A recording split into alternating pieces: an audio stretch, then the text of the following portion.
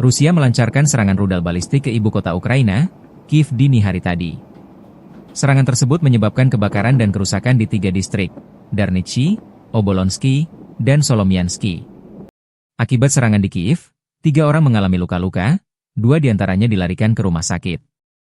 Dinas Darurat Negara Ukraina mengerahkan 128 petugas dan 27 unit peralatan untuk memadamkan kebakaran dan menangani kerusakan. Api di semua titik berhasil dipadamkan berkat respons cepat tim penyelamat. Di kota Sumy, Rusia menyerang infrastruktur sipil menggunakan 8 UAV pada malam hari. Serangan ini menyebabkan kebakaran hebat yang melahap bangunan administrasi, gudang, dan berbagai kendaraan milik perusahaan setempat. Wilayah Kharkiv 5 April 2025 malam juga menjadi sasaran, tepatnya di daerah permukiman Kupiansk. Bom udara menghantam gedung apartemen 9 lantai, membakar beberapa balkon dan apartemen, serta menyebabkan kebakaran di bangunan lain dengan luas total 300 m. Menanggapi serangan besar-besaran tersebut, Presiden Ukraina Volodymyr Zelensky menyatakan bahwa dunia harus bersuara menolak teror Rusia.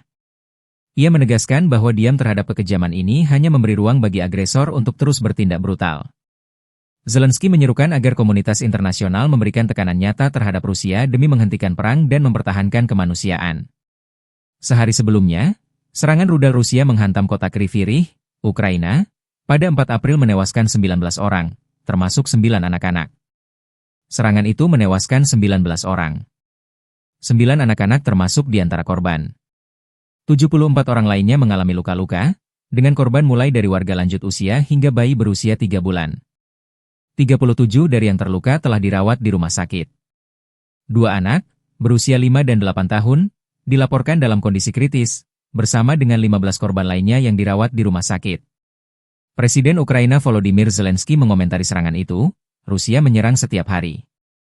Setiap hari, orang-orang terbunuh.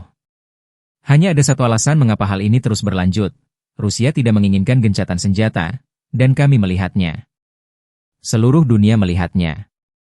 Вчора ввечері і сьогодні багато хто у світі заявив про свою позицію після цього удару, позицію чіткого несприйняття російського терору.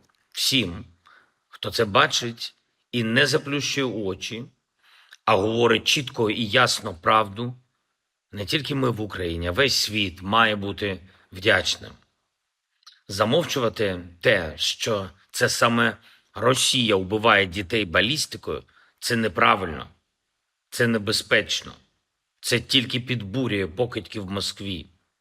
Продовжувати війну. Download Tribun X sekarang.